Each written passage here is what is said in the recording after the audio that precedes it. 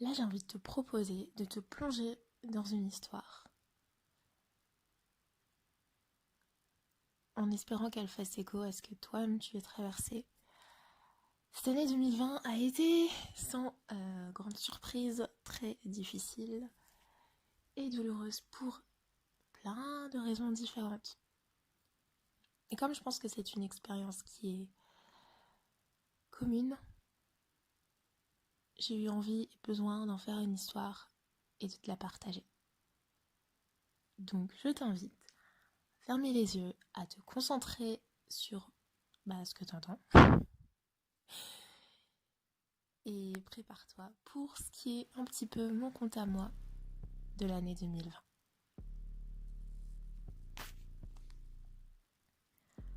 Le monde était devenu étroit, tout resserré. La nuit sans étoiles avait envahi mon cœur et lui faisait battre la chamade. Comme une maison renversée, mon ventre était sens dessus-dessous. Il faisait froid au creux de moi. Un fil y était entremêlé de tout un tas de nœuds, si bien que je renonçais à le démêler, à le redresser, à le sentir se tendre et m'entraîner vers le haut, vers ma source, Dieu. La jalousie cognait aux vitres, souvent. J'essayais de la maintenir dehors, mais je ne pouvais pas la renvoyer de mon seuil. Les larmes coulaient, bien souvent, sans qu'elles ne soient apaisantes. Je me sentais si petite, le souffle coupé, apeurée. La peur avait noyé le désir dans un bassin devenu un puits profond. J'étais en colère. C'était le seul feu dans ma cheminée, agrémenté tout de même de quelques brindilles de joie. Je souffrais, sans trop savoir pourquoi, sans vraiment me demander pourquoi. Je ne me le permettais pas. Culpabilité, humiliation, fragilité, faiblesse teintaient trop mes interprétations. J'avais perdu mes racines, ou presque. Elles avaient été si peu nourries, et ma terre avait été confiée à un mauvais jardinier.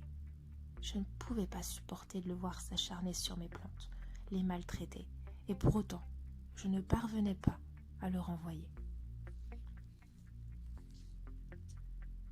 Il y a des instants sauveurs. Une après-midi, alors que poser mon front au sol était devenu si difficile, le chant des oiseaux m'a soufflé. Tu ne sais plus devant qui tu poses ton front au sol. Ce destinataire a pris une teinte terne. Trop d'images négatives ont tourné et ont brouillé ta vue. Mais toi, tout au fond de toi, ton cœur qui a soif, comment se représente-t-il ce destinataire? Regarde à travers les yeux de ton cœur. Alors j'ai pu poser mon front au sol, sans me sentir étouffée. Les murs de la maison se sont élargis. J'ai pu respirer, et des larmes qui apaisent ont coulé. Et puis ça a été un instant. Les murs se sont resserrés. Le ventre s'est noué. Le cœur est redevenu de nuit sans étoiles. Mais une graine avait été déposée dans une terre, à l'abri du mauvais jardinier. Un petit lopin invisible à ses yeux qui ne voit pas au travers du cœur.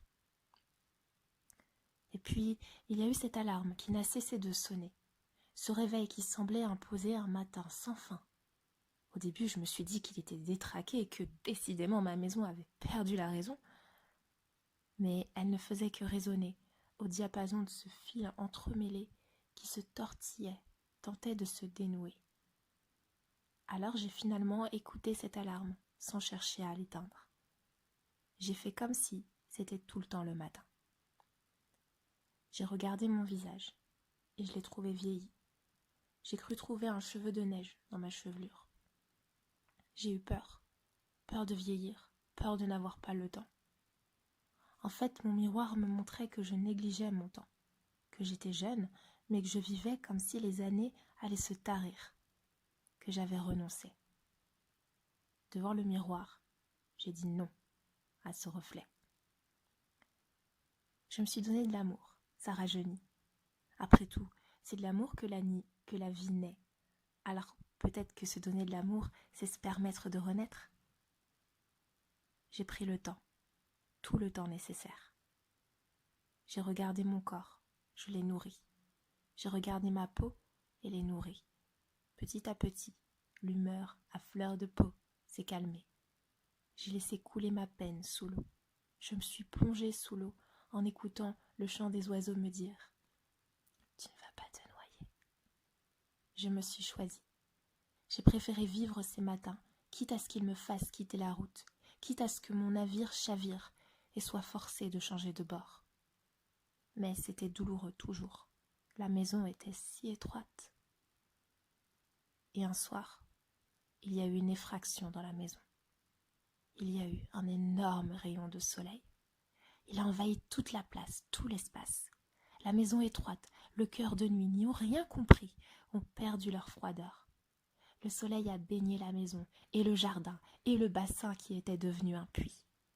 Sa lumière s'est déversée tant et tant que le puits s'est rempli puis a débordé.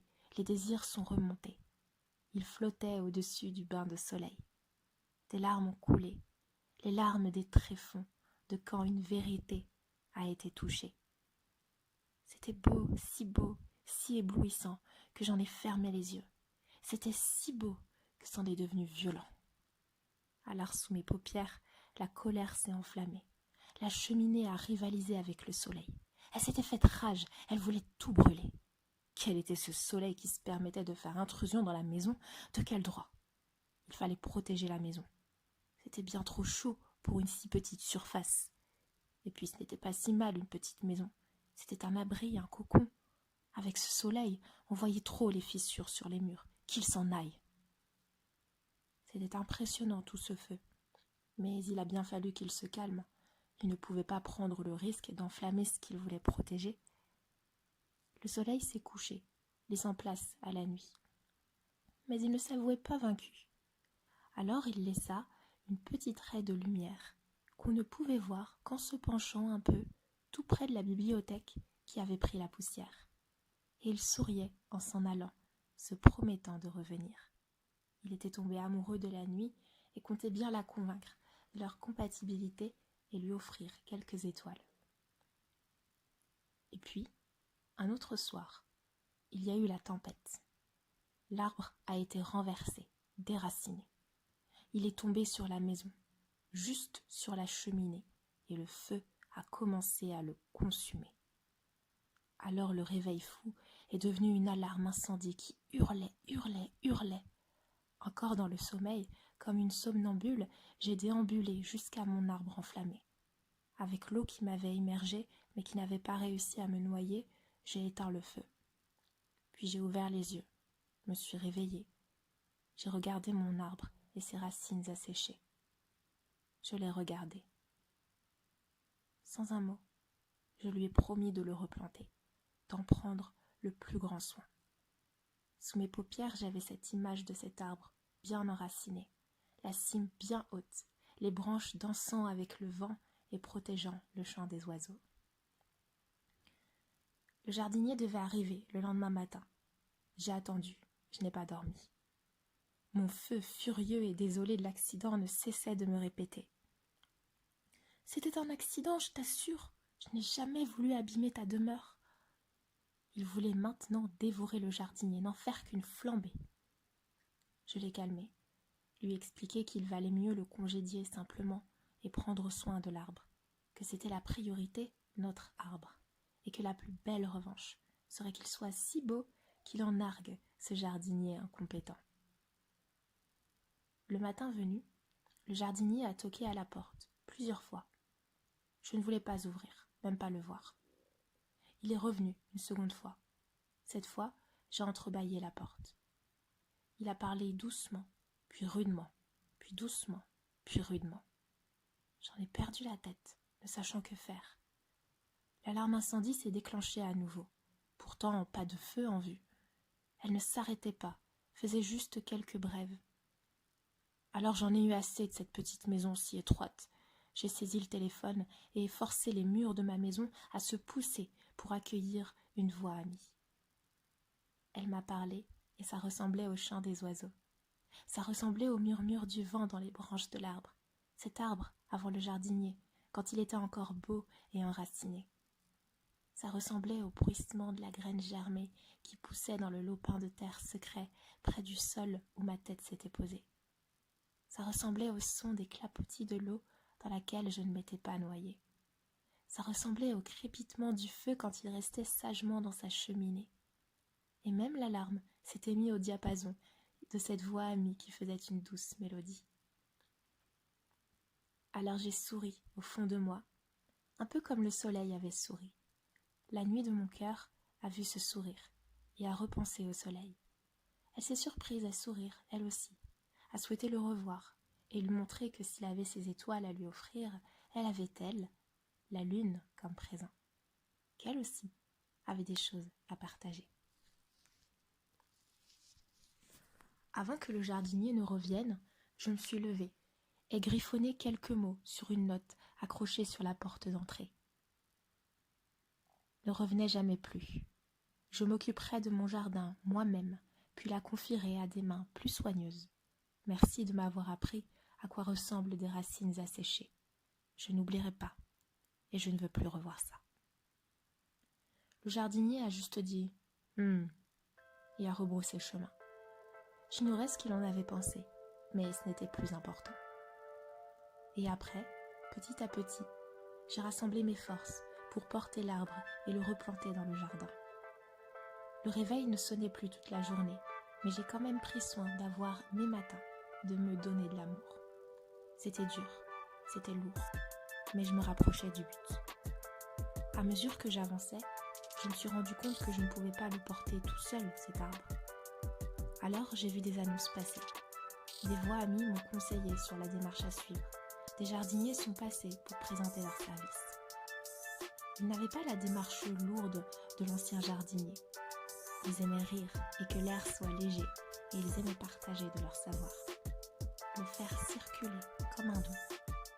À force de jardiner, ils en étaient venus à considérer les humains comme des plantes à faire croître. Pour eux, la terre dans son entièreté était une terre fertile.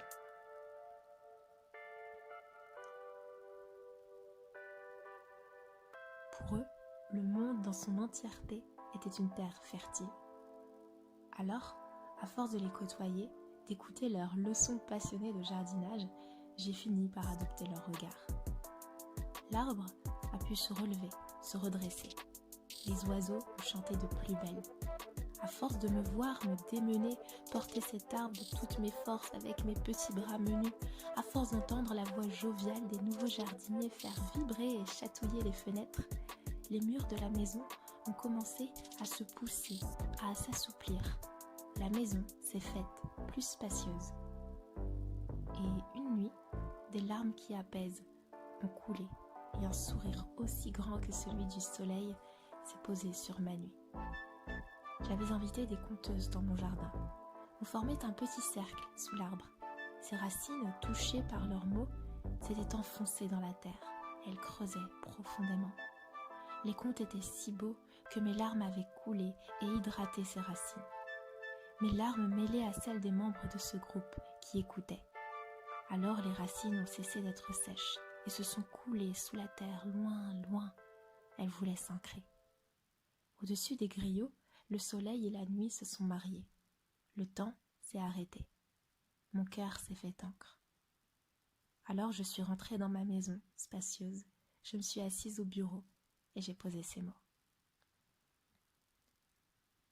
Prends soin de ton arbre, de ses racines, de ta maison, de ta cheminée et de son feu, de tes murs et de tes fenêtres, de ton jardin et de ton bassin. Choisis bien ton jardinier, qu'il prenne soin de ta terre. Et de temps en temps, invite des griots et des conteuses, qu'ils te content la vie, qu'ils te fassent pleurer. Écouter à plusieurs, c'est encore mieux. Que tes racines hydratées deviennent l'encre pour écrire ta vie. Et toujours, écoute le chant des oiseaux et garde un lopin de terre où poser ta tête et planter des graines. Et au creux de toi, nuit et soleil, liés par ce fil divin démêlé.